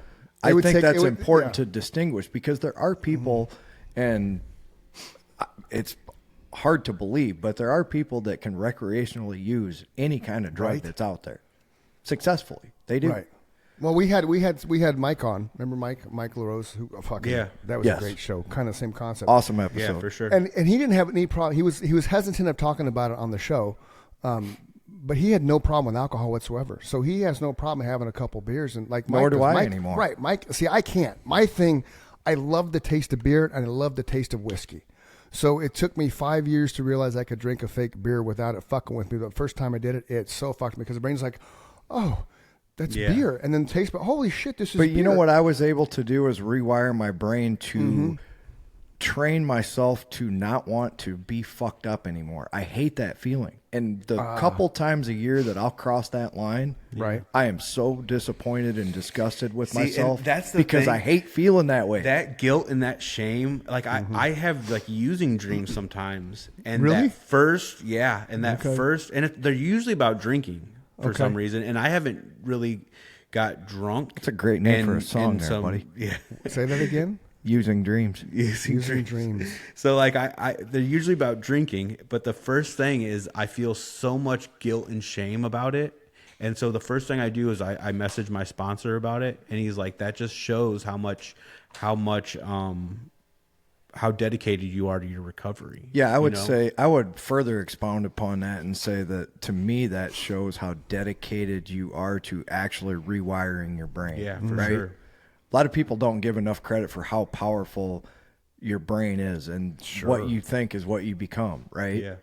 So if every day you say, I want to be a better person, which is always my mantra. Yeah. Every day I wake up, I'm like, I'm going to try and be a better person than I was yesterday. Yep. Because one thing we talk about ad nauseum on this podcast is you can't change yesterday, right? Yep. No. We can only change what's going to happen from the next moment forward. Yep. Yep, absolutely. Amen, brother. There's something Thanks, called the Hulkster. power of 1%, right? And if you try to be 1% better every single day, at the end of 1 year, you'll be 36.5% better than you 36.5 times better than you were a year ago. Oh, that's cool. And I can attest to that being a musician, so can Chris. Yep. The more you do, repetition is the mother of all skill, Absolutely. right? Right. The more you do something, the better you become at it. So Yeah. that's There's that why thing. There's that adage. You got to do something 10,000 times to be an expert at it. Yes. Yes. You know. Yes. And that's the thing is people like whenever they're like with addictions, people don't get addicted to things in one day, but yet they No. want to get sober in one day. You know what Oh, I mean? dude, fucking, Yeah. where's my applause meter? Because holy shit, Kyle. Just, I'll allow this one. just Yeah, fucking like sometimes amazing, I see dude. these people come into AA and they're just like, all right, so I want to get sober, and then they hear like these other people, these old timers talk, and they're like, yeah, that won't work. That won't work. That was my first AA. Yeah. I went in and they were all grandparents, and I'm like, there's this major gap because I was, Yeah. so it's 20 years. So I'm 55, so 35, but it was just like I don't mesh with this group at all. So when Yeah. I found the chip meetings at Holy Spirit, which is Catholic Church, it was a range. It was you could tell somebody was older, but there was people Yeah. around my age and younger and shit. So it was a nice little eclectic group of like-minded people that were going through Yeah. the same exact shit. And so that's why I'm so committed to continuing to go to AA, is because there is kind of an older, you know what I mean? They're quite a bit older than me, and I'm kind of a younger one there. So I feel like if a younger people come in there and they see Yeah. me, that maybe Yeah. they'll connect with me also. Sure. That's awesome. You know? Uh-huh. So That's a you're good way- willing that's- to that's a be great way to look the at it. person that somebody, Yeah. and I noticed that about you too, and that's why I asked you to come on and do this, because I'm not afraid to ask that question because I've been there, right? Yeah. You know, certain people, and we can discuss it afterwards, but they were like, you actually asked him? I'm like, yeah, because I've been there. Yeah. You know, had I not been an addict myself, I wouldn't go up and say, hey, Kyle, where the fuck you been, man? Yeah. Disappeared for sure. a while. For sure. Yeah. But I didn't know. You know, Right. I knew you hadn't been around for a while, so I was like, hey, you all right? Yeah. Where you been? And for sure. And so, he shared right away, which Oh, that's cool. Yeah. showed to me that he was not On only the right, healed, on the right path. Right, but right, right. willing to talk about it. And so like That's awesome. Like I talked to my dad about this before I went back to work, and I was like I can't go back into work and like make up some I broke my finger, so I was off work. Yeah. for, Aunt for a Lucille month. No, was 'cause sick, and You we know had what to I go mean, visit right? her Right. during her Like time I of can't need. go in there and like I have to go in there, address the issue, get in front of own up it, to it. and build this trust back with my team. Right. And see there again, Kyle, a fucking brilliant approach, dude. Because you're right. It's you've had the struggles, and if you go back in lying about it, then Yeah. you're leading a lie, which is going to do what? Yeah. You're going to chase the lie. Yep. Because then everybody. Yeah. Oh, And it makes people it started- okay to Yep. slide right back down Right. that path It's, again. it's all about leading by example. I Kyle, can't ladies and expect gentlemen. them. I can't expect them to be honest with me if I'm not going to be honest with them. Thank you. That's And you cannot recover without that attitude. Absolutely. no. And you need the people. This is the taboo that we have in the world about addiction, and not so much now, but like when I had a family member go start doing heroin, right? I dropped this video because nobody talked about it. Nobody. The thing got like 60,000 views. It was a Facebook Live. I don't even know where the fuck it is anymore. But I would have random people, shit you not, random people at grocery stores working out, just randomly walk up to me. Hey, you're that guy. I'm what? It got huge. And right, and then so people would just thank you for being so transparent because it prompted me to talk to my son, or it helped me talk to my daughter. I had no idea this was such a prevalent issue. You could get $20. She was getting heroin, like fucking heroin. Yeah. Black tar heroin at Yeah. that. So the fact that you came in, dude, that's fucking huge vulnerability. Hey, former, job. This is me. This is what I did. This is where I've been. Because it can either go, we're going to accept you, Kyle, or fuck off. You're a piece of shit. I can't believe you did that. Get the fuck out of my building. Never come back. Right. That's fucking huge. And I'll tell you the dude. reason that people Huge. I know have accepted him back with open arms is because just the way he matter-of-factly just told me, here's what happened, here's where I've been. He That's was amazing, Kyle. not Fucking amazing. hesitant at all. It's just all those little things that I pick up on that a lot of people take for granted or don't even pay attention to. When you and I got done with that first conversation, I was like, he's going to be all right. Yeah, for You know? sure.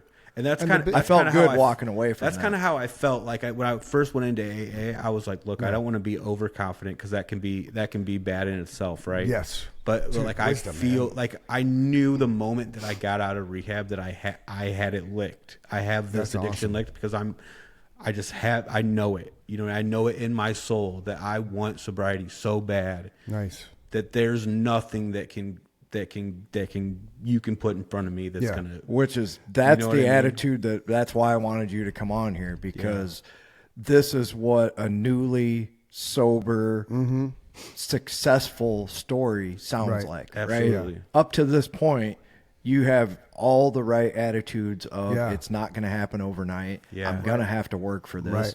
I'm the one that's going to make this happen. That's the big Yeah, one right for there. sure. Number 3, I am the one that's going to make this happen. But it's for sure. It's scary. It's a scary thing to get sober. Every fucking day. yeah. It's it is, definitely dude. scary. Chris said it And earlier. I tried to do 20 it by years myself later, this many is times. an everyday thing. It takes I had to go to treatment. But there's doctors and stuff that got my mental health right. And I I'm needed thankful that. for that, because just like I say, if going to church every Sunday makes you a better person, Right. if going to rehab is what made the Kyle that's sitting across from me right now Yes. be that Kyle, then thank goodness for those people. Absolutely. Right? And I'm before I glad they were there. before I forget, going back to your coming out to your company, and not that way, boys and girls, but coming out as a recovering addict, Right. the shame we all have as addicts, Yeah. right? Sure. Because so that is the other caveat to that the vulnerability, number one, fucking fantastic that you did that. But the internal, the shame that we carry once we get sober and start looking back on the time we were using and drinking or whatever it is, everybody has moments of, fuck, I can't believe I did that. So that takes what you did even more to another level, because you're basically embracing your shame, Yeah. right? Because all those people, all those eyes were on you. So all those eyes probably knew at some level something's wrong with Kyle. Yeah. And now you just open that door. And then the other thing, before I forget, I want you back on the show when you hit a year. Yeah, because for sure. I want to talk about your journey for the whole 365 days. I think that will be fascinating because you've already learned so much from what you're telling us, and you've already kind of gone in headstrong. I'm going to do this. I'm going to win. And I see you winning every day with this mindset, and then you're going to win the week, then you're going to win the month, and then you're going to win the year. So I definitely want you back on in April of 26, because I want to revisit you and your story and just talk about your journey then for a full year, and where you'll be then. I think is going to be so much more than where you are now. I agree. Absolutely. Cool. Right on. We can still talk. I didn't want to forget that. No, no. I agree. I think that'll be cool because we have, unless hopefully you don't up and move away, but we have access to you, I won't. right? Yeah, if he for moves sure. away. Yeah, even if you move away, we can do this anywhere. For sure. Yeah. Well, I'm talking to I'm you, still Austria. Gonna be here. Yeah, I'll definitely still be here. And this was all like a super. ATS is a great company. They definitely kind of. I think they had to know from the beginning, right? Yeah. I think as addicts we kind of think that we're hiding things from people. Oh yeah, we've discussed that. Right? Sure. We think that we're sneaky and we can get away with this. Stories or to tell you that about or hiding.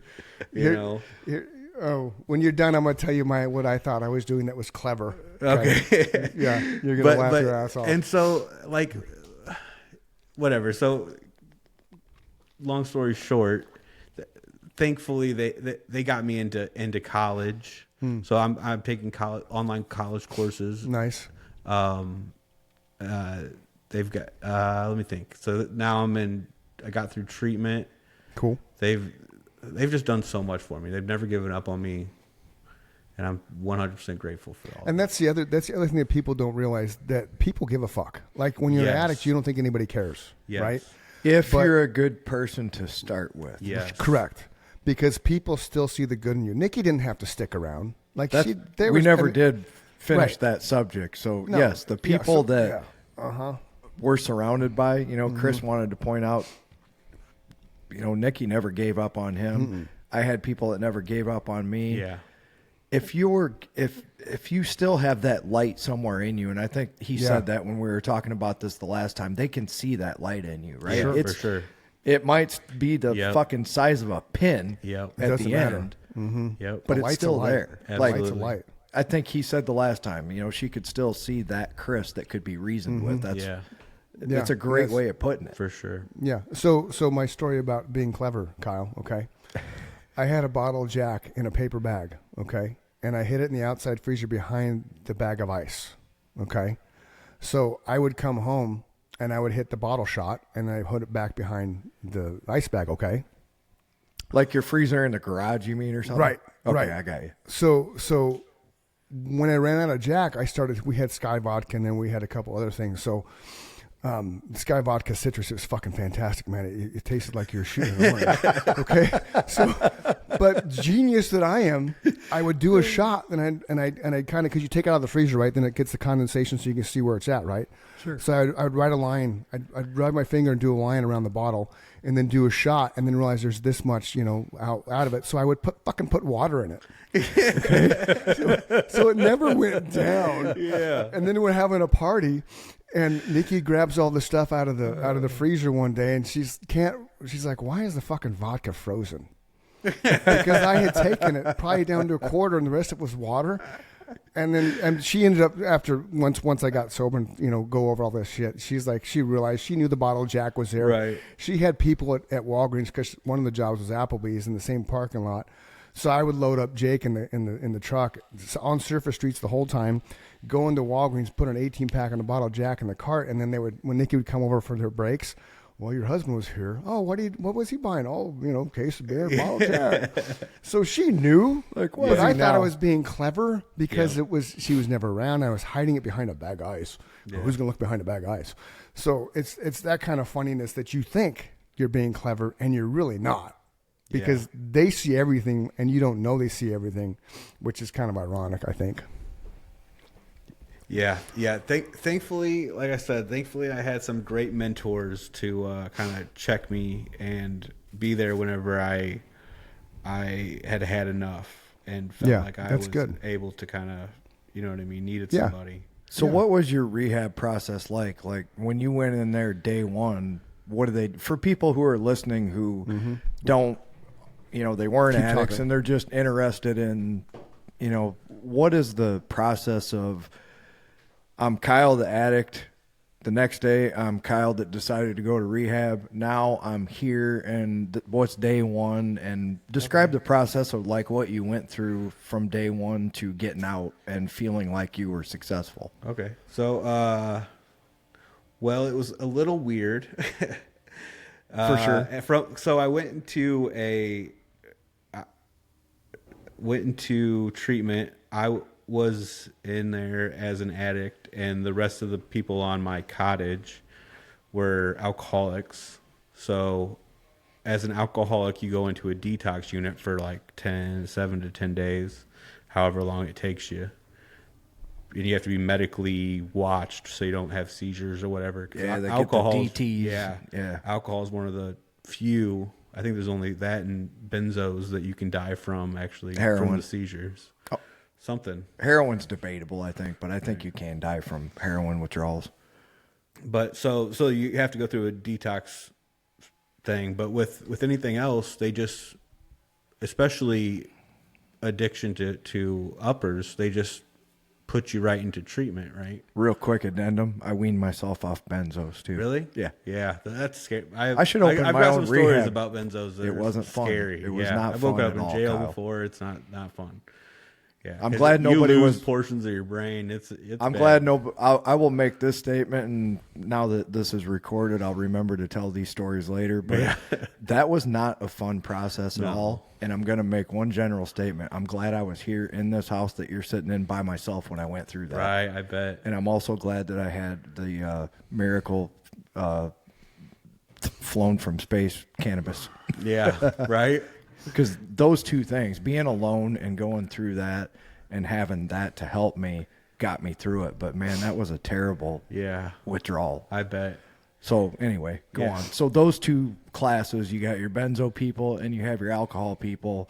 They're segregated until for they're sure. sure that they're medically able to be. Yeah. Okay. Yeah, and I'm sure with like you said, with heroin or something like that, they're also go through a detox situation, and but with uppers, they put you straight into like into the cottage where you're going through groups that are sectioned off for like an hour or whatever throughout the day, just because if you're into like a scheduled thing with everybody, then you're not worried about the withdrawal. Sure. Because boredom's the number one reason for relapse. Agreed. Right?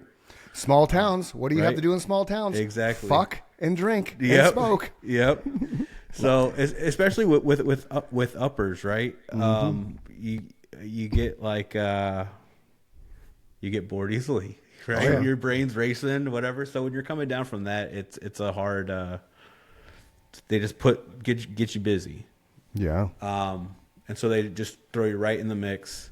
Yeah, and I went with a bunch of guys that were alcoholics. So the withdrawal is a little different.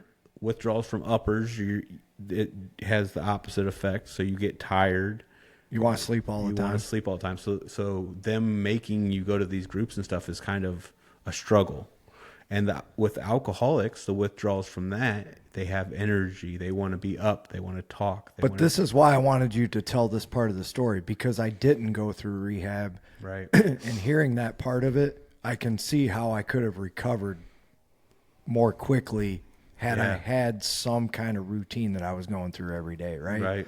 I fell into the trap where for 6 months I stayed in the house. Yeah. And I laid on the couch It's and a slept and struggle like watched that. TV, right? Yeah. Where in 30 days, because somebody made you get out of bed every morning Yeah.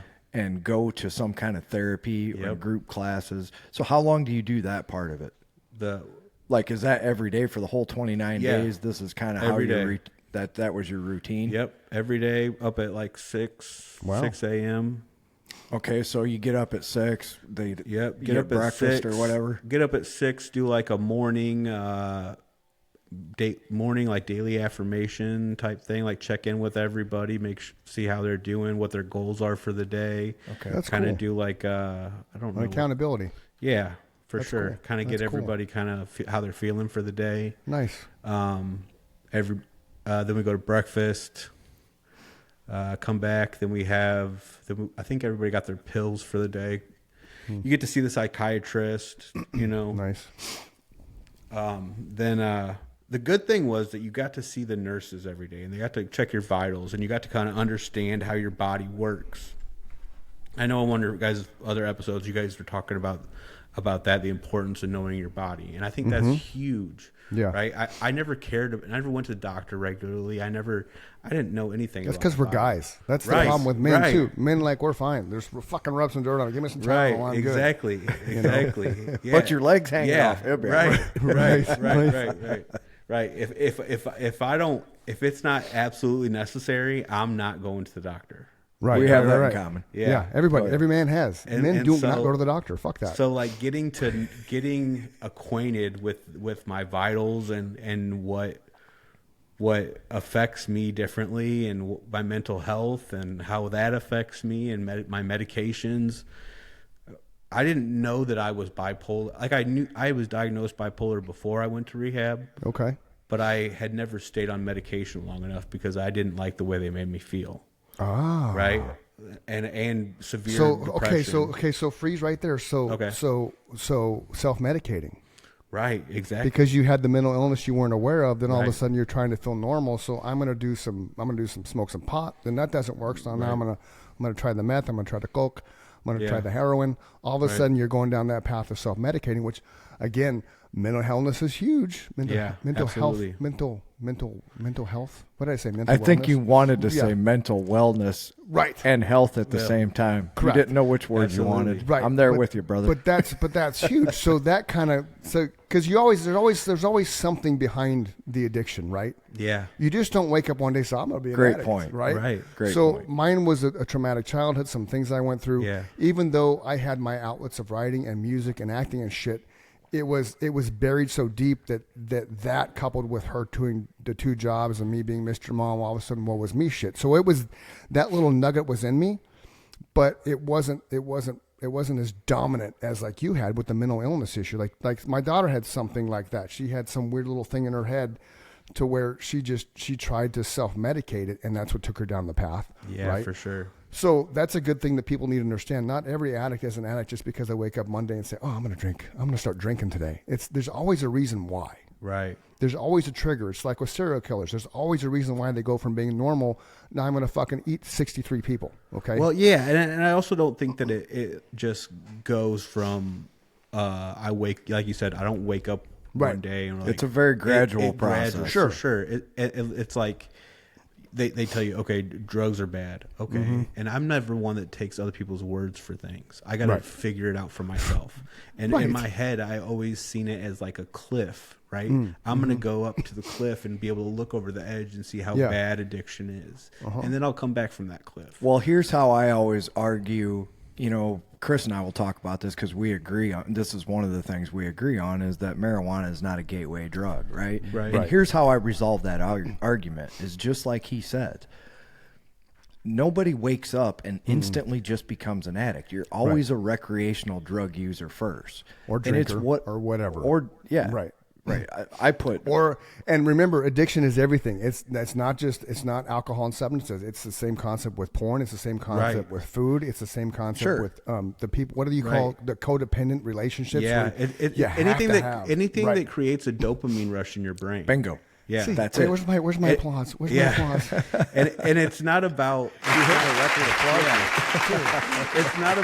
it's not about not having addictions, right? Right, It's about right. having healthy addictions. Yes. Yes. Right? It's running for him. transferring those unhealthy addictions from like drugs and alcohol and whatever. Playing that guitar. And Right. putting them into healthy situations. So what's your healthy thing now? Because like Mike said, mine's working out, running. His So- is playing guitar.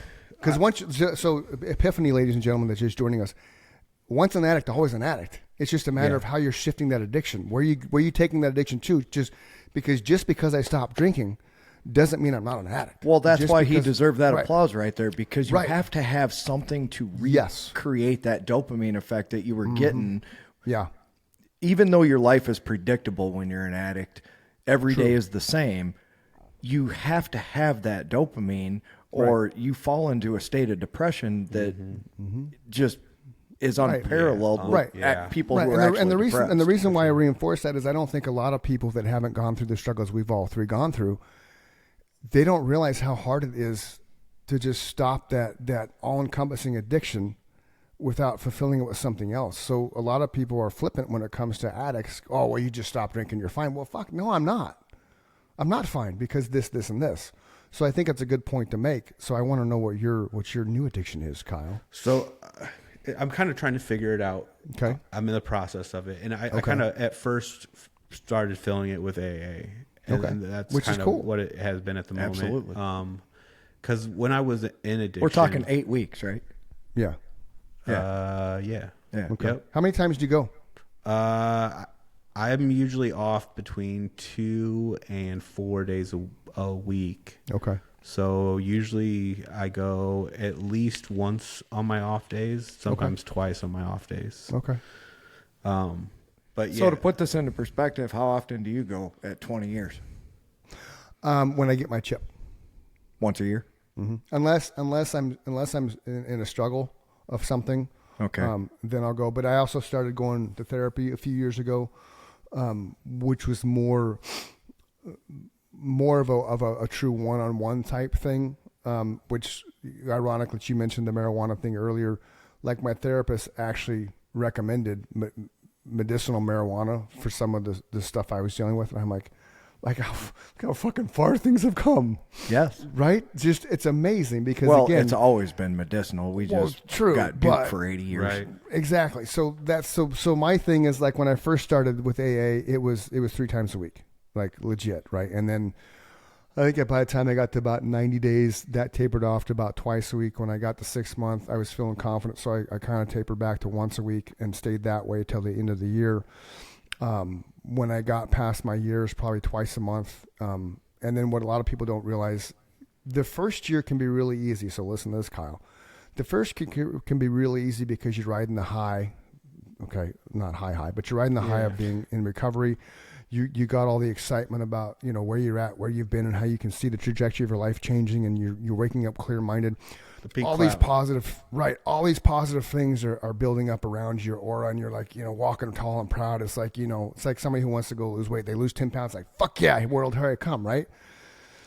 And then you get past that year, and you're kind of walking tall. And then all of a sudden, you're watching TV, and a commercial comes on for the Diamondbacks game, and right after that is a commercial about Jack Daniels being poured into a glass of ice, and you're like, holy shit, I want to drink. So the reason I share that is, don't let your guard down. Because out of nowhere, that shit, I can't watch baseball on TV anymore. I just can't, because what I would do, drink while watching the game. So I cannot watch baseball on TV. Thank God it didn't affect football watching, even though that's flag football now. Right. But legit, so be mindful of that, because there will be a point in time where you think you got this, and then all of a sudden it's be like, oh fuck, where'd that come from? Right? Yeah, that's why I made it a point after we talked the first time, and you were a month into it at that point, 5 weeks or whatever. It was literally the first week you came back. I was like, if you need anything, man, you're talking to somebody who's been there, done that. Mm-hmm. And that was one of the things when Mike LaRose was on here that him and I and Chris were talking about, was it means, he's counseling people now and helping them get through it. It means so much more when you can't bullshit somebody. Yes. Sure. Because that I've been there at the level that you have, or even worse on some level, right? So no matter what you say, it's not going to affect me, because I've seen it, I've done it. Yep. But you also can't bullshit that person. Yeah. No.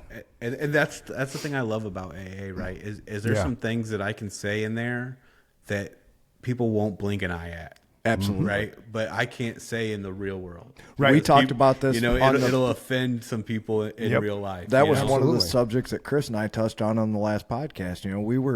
We were debating a very sensitive subject, and we came to a resolution with no emotion whatsoever, only that we wanted to resolve how we felt about this issue, right? Right. Yep. And at the end of it, that was the point he made. He's like, you see how easy that was, ladies and gentlemen? Yeah. We disagreed in the beginning, and we agreed at the end, and there was no yelling, there was no screaming, there was no, I'm never talking to you again. That's Fuck the you, point. Mike. Fuck you, man. Yeah. 2 weeks, we're not doing this. I'm block you on Facebook. Fucking shutting the podcast down because you don't agree with me.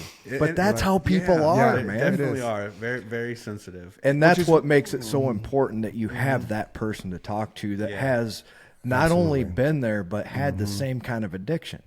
Same thing with the Mike LaRose story. Chris was like, we all have an addiction in common, but why he was excited for me to meet him is because Mike and I had the same addiction, just like you and I had the same addiction. Yeah, for that sure. means something to those people. Yeah, for sure. And I think so. Like my sponsors kind of talked to me. I've been at one point in time addicted to basically every substance there is. Wow. At one point in time in my life, and so I can relate to anybody that comes into AA. So nice. like he's like the reason why we digs in so deep to every part of the big book is because he's prepping me to sponsor other people in the future, right? Cool. So, That's awesome. So it's just like getting me ready to do big things to help other people, and that's really what it's all about. And something you said earlier that I agree with is you being younger helps a lot with younger people coming in because once again, it's that relatable.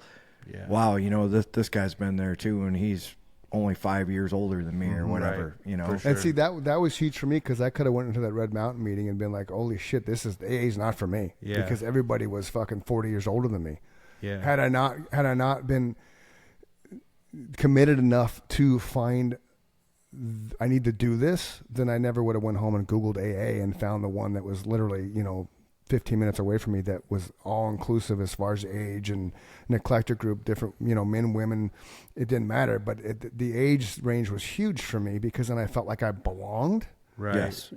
And then my first 2 or 3 meetings, I didn't say shit. I just listened, and that helped me too because then I realized, Him and I saying that it's not important for us to belong would be the biggest lie the universe has ever heard because we literally started a fucking band. Right. Which is the definition of a band, right? Yeah, and that's what it's all about is feeling like you belong. Absolutely. You know what I mean? Yeah. And It's the most important part thing in of the world to addiction, me. right? Like we become addicts because we feel like we don't belong. Yes. And if we can make other people feel like they belong as part of our society, part of our community, I just we're had a good all friend- humans on this planet at the end of the day. That's a great point, man. I just had a good friend text me the other day saying, I feel so lucky I have such a great support system. And I was like, 2 things. You earned that support system, and I feel equally as fortunate to be a part of this family. Right. Because to me, family is you, Chris, not just my immediate family, right? Right. Because they can be, Chris had a nuclear war for a family, and I had Norman Rockwell. Right. If you're going to compare the two, right? So you sure. can't say that your mom and dad and your brothers and sisters are your only family or your cousins. I hate those kind of mindsets. Yeah, for sure. To me, family is anybody who has my back when I'm not around. So right? Yeah. So I just went. Just went to the Ozarks. Yeah, with you my mentioned that. sponsor or whatever. We went on a golf trip, and we went and stayed with one of my sponsor's friends. And within 10 seconds of meeting me, this guy had treated me better than any of my friends in their life had treated me. Wow. And I was like, holy crap. You know what I mean? Yeah. I wasn't used to this. It was such a weird feeling. I think that was the intention that my sponsor was trying to give off. Like, there's people that are this nice in the world. You know what I mean? There's aren't people that out are to get genuine, you. yes. You know what I mean? They are. Yeah. That's like a you said, great they're word. Genuine people out there that you don't have to. You don't owe them anything. No. You know? They just want to. They just want to lend an olive branch and say, "Hey, I'm." And Mike and I, every time we wrap this show up, the last thing we talk about is if you're struggling, reach out to somebody. If you're feeling depressed and suicidal, somebody loves you. Don't be that person. Just take a deep breath, relax, go to bed, wake up. Tomorrow's another day. Because so many people struggle with that alone, and then they turn into addicts, and then down they go the path. So it's very important what you said. The belonging, we all agree with that, and the accountability needs to be there. But then putting yourself with people that help you stay successful is super important, which is why AA is there and NA is there and all the other support groups and stuff. So kudos, man. Kudos. Yeah, thank you very much. Kudos to Kyle. Anything else you guys want to talk about? I got about 10 minutes and then we got to wrap it up. So I'm down to chat some more. Or, we can do our wrap ups. You lead the show. Anything else you want to hit? Any real epiphanies you want to share with our listeners, Kyle, that may shed some light on their own internal demons? I don't think so. I think we hit everything I can think about. I think the only thing that I would say is it doesn't matter how many times you fail. It only matters how many times you succeed. Yeah, absolutely. Right. You only got to Yep. succeed one time. You only have to succeed Yes. that one time. Yep. So if you're listening to this and you're in the middle of it and you're like, I've tried 10 times and I Right. just can't get sober, first off, go listen to the Mike LaRose story because he tried way more times than even I Yeah. did. And me combined, both of us. By a right? landslide. Yeah, Like yeah. he made me just so happy for him, you Yeah. know, because he didn't even think, he was like, maybe this just isn't going to work out because I keep sliding right back into it. Yeah, you know? and his epiphany was while he was in prison of all places, like Right. Right. because you hear all this stuff, and we're gonna have an ex-prisoner on the show next week or in 2 weeks, Mike. By the way, Okay. spent 4 years in the federal penitentiary, but everything I've seen from a documentary standpoint with prisons, what's the one thing they get? Drugs and alcohol. Yes. Yeah. They make their own fucking booze in the toilet. Yep. So for him to have that epiphany while in prison, that hit me stronger than a lot of the stuff we talked about with him, because it's like, holy shit, you're locked up. Your life is over essentially because you're locked up. You don't have freedom anymore. So you have two directions to go, right? Or many, but the fact that he found that on the yard, no less, was like, holy shit. But it that's goes back woke to what up? you said earlier in that you don't know when it's going to hit you, True, but you true. know that feeling of, Yeah. okay, I want to succeed now, right? Yeah. Yeah, It doesn't yeah. matter how many people tell you you're an addict. It doesn't Right. matter how many times you realize it yourself. Right. You have to get to the point that he described earlier Mm-hmm. in that I want to live and I want to Yeah. be of clear mind. And not only that, I want to be helpful to the people around me. Yes. Right. One Yeah. thing that we discussed a couple podcasts ago was it's always fascinating still to me, and it's not lost on me when somebody comes to me for help at this Yeah. point in my life, you know, because there was Yeah. a point when you're so far down, you're like, you can barely survive. Yeah. Right. Yep. So I to get- be I get- someone's I- go-to yeah. person at this point Yep. is huge. Yeah, I still get Yeah. random calls And from this I- one guy, and he struggles, and he calls me when he's hammered. I'm like, dude, it's 12:30 in the afternoon. Why are you hammered? Well, I don't know. Blah, blah, blah. I'm like, dude, you know. And I had a call Saturday. He was fucking hammered. 12:23 at a bar. I'm like, dude, you're at a bar and you're hammered. It's 12:30, man. Well, But I'm we not all alcohol- remember those days. Yeah. Right, and he doesn't. I'm not an alcoholic. I don't drink Sunday through Thursday, dude. Like, okay, Yeah. you're a problem drinker then, bro, Yep. because it's 12:30 on a Saturday and you're hammered. Yep. Yes. What do you mean? Well, can you have just one beer? No. Well, then you have a Yeah. problem, dude. You may not be a full blown alcoholic, but you are a problem drinker. You need to find, And so I'm not going to go down that path, but that's random. It's something that Nikki and I know we've known for years, and he just every now and then. And it's amazing how all your problems start to melt away once you get sober. Right. You know what I mean? Like Right. I always was like, man, why can't my life start to work itself out? You know what I mean? I'm a good person. I'm doing Yeah. the right thing, but Yeah. I really was just lying to myself.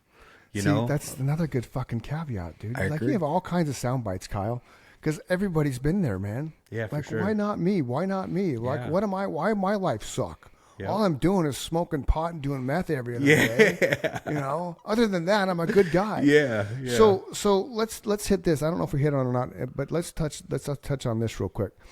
What was the moment for you that you realized you needed to get clean? Great question. Because I think that's a great place to wrap this show up. Thank you. Okay. I like it. So I got to a point where I couldn't figure out why things weren't working for me at my job. Okay. Right. I couldn't figure out why. Like I said, I was telling people what they should do and trying to tell them what to do Right. and not lead by example. Do as I say, not as I Right. And so I was trying to figure out why that wasn't working. do. Okay. You know what I mean? And Yeah. I couldn't figure it out. And I was like, look, Okay. I'm not going to be able to figure it out. I know what the root cause is. Okay.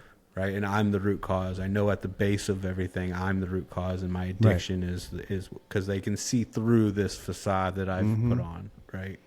And so I knew before I can go anywhere with this, I have to get sober and I have to do it, So have to do it your way. that was where I had my kind of Okay. epiphany. And see, I and can't go that's- anywhere else. And that's why earlier when you brought up the fact that when you went back to work after being in treatment and you just announced to everybody, I don't know if you announced to everybody, but in my mind, you're standing in front of a cafeteria full of fellow employees saying, hey, I'm back. No, he had to tell, it's worse than that. He had to tell it one at a time as he saw people. So he had to tell it over and over and over again. But that I give you even more props for that because you're telling too. the That's same why story. I want you to know But that's see, how he had to the great do it. thing is in doing it like that, there's so many people that like were able to share their story with me of personal struggles with alcohol and drugs, right? Dude, that's fucking. And I two, just got chills. I just got chills. for Dude, sure. Because I love you, Kyle. There's so many people that have struggled or know somebody that has struggled. You know what I mean? Yes. Addiction touches so many lives. I want to give you a hug. Virtual hug. Because I'm dude. Just I'm getting choked up. The stuff that you've shared today is so fucking golden, man. It's just some people are just too afraid to get in front of it, right? Dude, you got balls, man. Your vulnerability is. I didn't expect this at all, man. Dude, I don't know what I expected, but I'm blown away as well. Thank you so much. Nothing but love, dude. I'm a fan. I'm a Kyle fan, dude. Like, Thank you. Just, right on. It's like legit. I don't know how to say it, man. So many moments on the show today, you have given insight that I really hope that people listen to this. We'll promote the shit out of this one, man. That's for sure. That's, people need to hear what you said because absolutely. you taught me things, you know? Yeah. And that's another important point for people. It doesn't matter what age range people are in. I could have looked at Kyle and said, oh, he's a punk ass kid who just got sober. I don't want him on my podcast, right? The wisdom, but I saw the genius in, I want to talk to this kid if he's willing because he's 2 months sober. What does it feel like at that point? Yeah. Right. Because we remember, but we remember at a distance, right? To hear it again and some of the things you said, I'm with Chris, man. Dude. I got goosebumps. Yeah. Fucking wisdom. See, I love connecting with people. I'm not the best group speaker. I get a little stumble in my words or whatever. That's not but you put me one-on-one with anybody, I can connect with them because I'm just really good at connecting. And that's why I told you this was just going to be the three of us talking, and that's how we try to make you feel. I love getting personal with people and connecting with them, and this has just been one of those things that, you know what I mean? I go up to you and I share my personal struggles, and everybody has a story about something like this, and it's been wonderful to hear. And they've all been welcoming and been like, hey, if you need anything, here's my phone number. If you call me if you need to talk or whatever. But what I want you to be proud of is that has everything to do with you. Yeah, exactly. Right? It's how you're delivering your honest, genuine, to Chris's word, that's a great word, your genuine message. I could feel it coming off you. You know, you were happy. And to look at you, to look at your aura, it was like you were exhaling. You know, I can breathe again. You know, it was like your face was glowing. Yeah, absolutely. You're fucking awesome, Kyle. For sure. Hey, so boys and girls, Chris and Mike Show. This is Kyle. Again, if you're having a bad day, don't let the bad days win. There's always somebody out there that wants to talk to you. Call Mike, call me. Hell, call Kyle. Yeah, call me. Because we're here. We've been there, done that. So, you know, somebody loves you. Somebody will always love you. Somebody will always miss you. So if you take away anything from today's show, just take away the fact that fucking Kyle is just your wisdom's beyond your years. You're like a very old soul. For the first time, I'm going to interject here into his ending message and say, if you're listening to this right now, share this with anyone you can. That's how much this episode means to me. Yeah. This is great. What we wanted out of this podcast was people who were willing to bare their soul. And you not only did that, you taught us things. So yeah, you did. That's absolutely, that's huge, man. So if you're listening to this, please share it with your friends. It's important for people to hear. Yeah, you want to everyone has addicts in their extended family somewhere. Everybody. You want to talk about being real and raw? Kyle, right there. Yeah, you real rock, and brother. raw Thanks, about guys. addiction. Yeah, fuck yeah. Everybody have a great day. We'll see you next week. See you Thanks later. again, Kyle. You fucking rock, dude. Love you guys. Rock. Love you, Mikey. Love you, Kyle. Virtual hug. Virtual hug. Virtual hugs. Quickly, we're gonna fly and disappear. Look the tablet, go insane. Feel the tears flow through your hands. On your journey, take it slow.